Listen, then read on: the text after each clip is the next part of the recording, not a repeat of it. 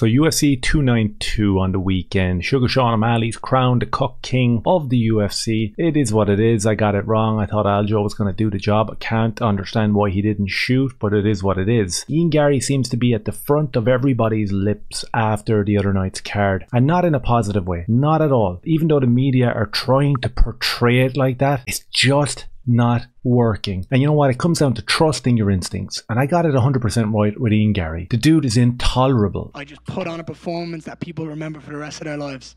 What? Tonight, he is being walked home by someone in a wheelchair. And he's going to go home and he's going to sit and reflect on everything he's ever fucking done in life. Right? I whooped his ass tonight. And he better sit there and think, I might need to change my life.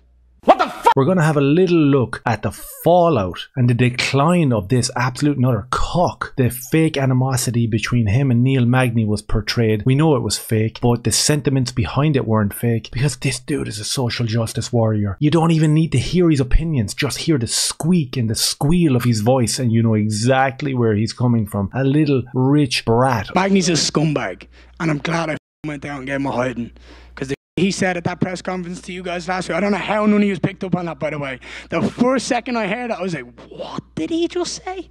I paused, I was like, sorry. I must have misunderstood that. I watched it again and I was like, oh my goodness. You cannot say something like that and get away with it. It seems that people are saying that he's playing the card, that he's turning heel. This dude is legitimately calling out Neil Magny for what he said. Now, the context to this was Neil Magny said he was going to put a whooping on him like he does on his kids to discipline them. Going off his reactions, you would swear that he just heard that drag queen story time was actually going to be happening and his kid was going to have to attend. Accustomed to that kind of whooping now, and that's what we're looking forward to getting on Saturday. I mean, I know he's out there, he's very cocky, he's feeling himself, everything. No, I doubt if this guy would have a problem with something like that. You'd swear that he just heard the news coming from pretty much every politician out there that white supremacy was taking over the world and it was the biggest threat to our society. As the most dangerous terrorist threat to our homeland is white supremacy. But it wasn't. It was Neil Magny saying that he disciplines these children. Something that Garry clearly won't do. That's why we have a generation of absolute and utter despotic automatons walking around on TikTok. Sorry. You Whoa. Does his wife know? Shush. Bro, he just sat there and said, being a father, word for word, being a father, I've got accustomed to giving that ass whooping. I can't deal with his voice. Holy shit, the guy's intolerable. You know, he starts accusing Neil Magny of child abuse whilst he just got snatched out of the cradle by some old one who's like 25 years older than him and made to look after her kid and take her name. This is comical. This is farcical. This is not even ironic. This is pathetic. Oh my goodness, I will never whoop your ass. I'll never whoop your ass. It's okay. Do you want me to beat him up? Anybody who watched this turned against him quicker than they did with Paddy Pimblett when he taught and told people that he beat Jared Gordon. I'm telling you, there's a massive downfall coming for this guy. You don't believe me? Jump over here, right? So you have MMAfighting.com, the shills. They're saying, Ian Machado Garry, stop saying Machado. It's embarrassing. Stop saying it. It's embarrassing. Does this guy not get it? He's walking around with that squeaky voice and his bird's name. Oh my God. Feels like he delivered justice to the scumbag Neil Magny.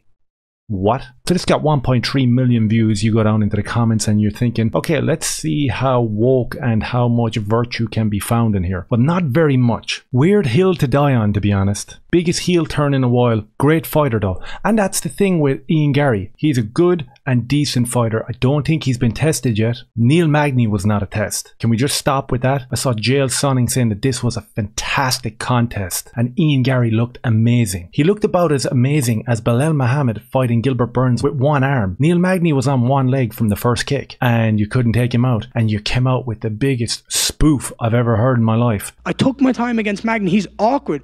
Didn't put me anywhere near the ground. I took him down. And at the end, the last thing I wanted to do against Magny was get swept or take an elbow or anything like that because I'm far too pretty to leave a fight with a cut or blood or anything like that. I wanted to put on a display of elegance in striking. I could have taken him out anytime I wanted, but I didn't want to do it. I wanted to show you. I wanted to punish him. Dude is unlikable, forced McGregor. And this is another thing with the Conor McGregor comparison. There's a video going around out there. Let me see, can I pull it up here? I don't know if I'll get flagged for this, but we'll have a little look. It's quite mortifying, to be honest. You'll do all you want. You'll do fucking nothing. You'll do what you're told. You'll do what you're told. And I told him, I take a lot of my... We're not here to take part. We're here to take over. We're not here just to take part. We're here to take over. That's stupid. Like, there should be no thumbnail needed for this. There should be no title needed for this. This shit speaks for itself. What this guy is trying to do over the last week, he's all about the crowd getting behind him. And I showed up and I made that happen. I made what I did tonight was so easy, so clinical, but it was so special. The energy that I was able to get from that Boston crowd, the energy that I soaked up, it was so much fun.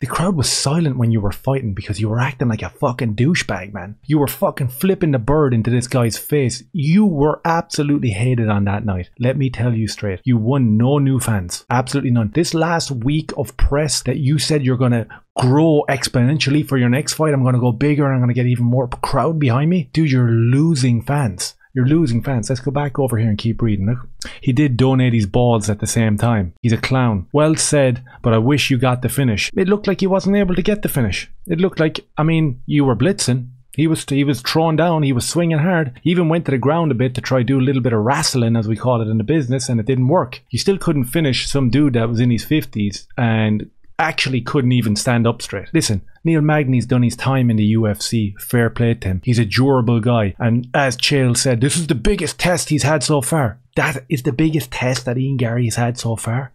You're joking me. Honestly, Neil Magny couldn't even stand in a fighting position. I don't know what he was doing. He was walking around flat-footed. I actually believe that he did not throw a right hand. He might have flicked out a floppy jab now and again, but man, that was one of the worst performances I've ever seen in my life from a guy. Now, that can be down to two things. One, he's just shit and old. Or two, Ian Garry is the best striker, the new generation, with that stupid accent. I mean, I haven't been triggered this bad since Molly McCann and Paddy Pimblett. I would go as far...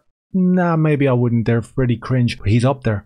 He's up there. Like, he literally jumped about 14 levels. He's into the top 5 level of cringe. He's so cringe that when Sugar Sean O'Malley knocked out Aljamain Sterling, I didn't even care. I didn't even mind. Normally, I would be puking at the idea of Sugar Sean actually being the champion. Some absolute and utter skinny, scrawny cuck who allegedly doesn't even own his own children. And we made sweet love. But I didn't bust in her. I don't understand. It had to be that's pre-com. what you said. You didn't bust. So that had to have been damn. like a... But it was like to where we were right and I stopped. So I didn't bust because it was just so cool. Stopping. But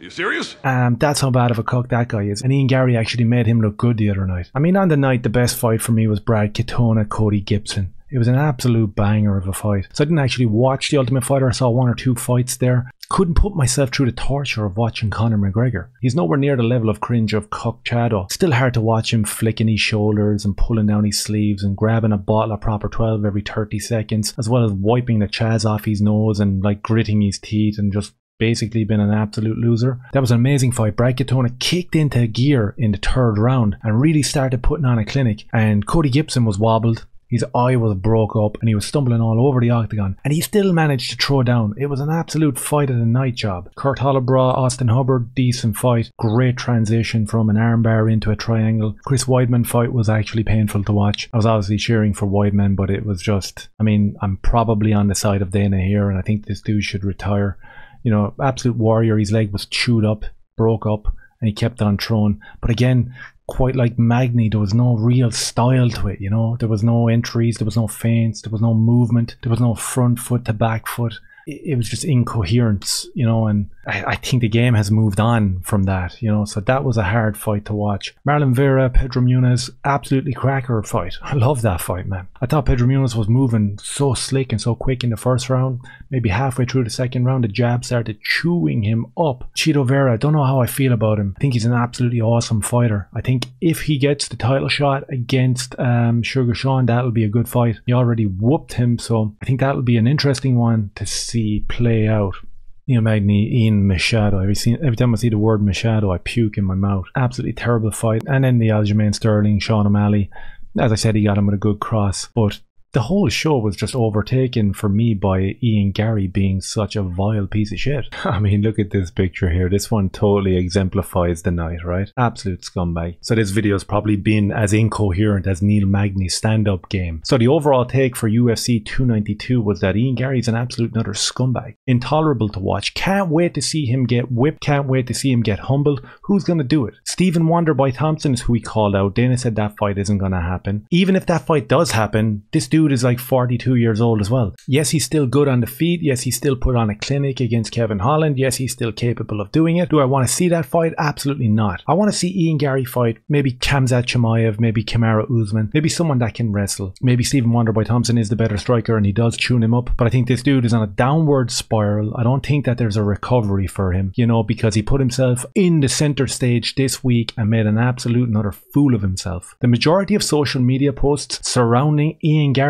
are pretty much people saying this guy's a clown, this guy's intolerable, this guy's a really good fighter who we were going to get behind, but you messed it up this week by acting like a complete and utter virtue signaling fool. You're posting videos of you naked in the shower with Cheeto Vera, which is just strange and weird, and you deleted it because you knew it was strange and weird. We all know it was a game that you were playing with Magny, trying to drag his name through the dirt. It didn't work. Most people saw through it and were like, dude, you needed a whooping as a kid and you wouldn't have turned out a whiny little bitch cuck like you did. And that's it. Let me know your thoughts down below on Ian Cuckchado Garry, because for me, he's on the top of the cringe list.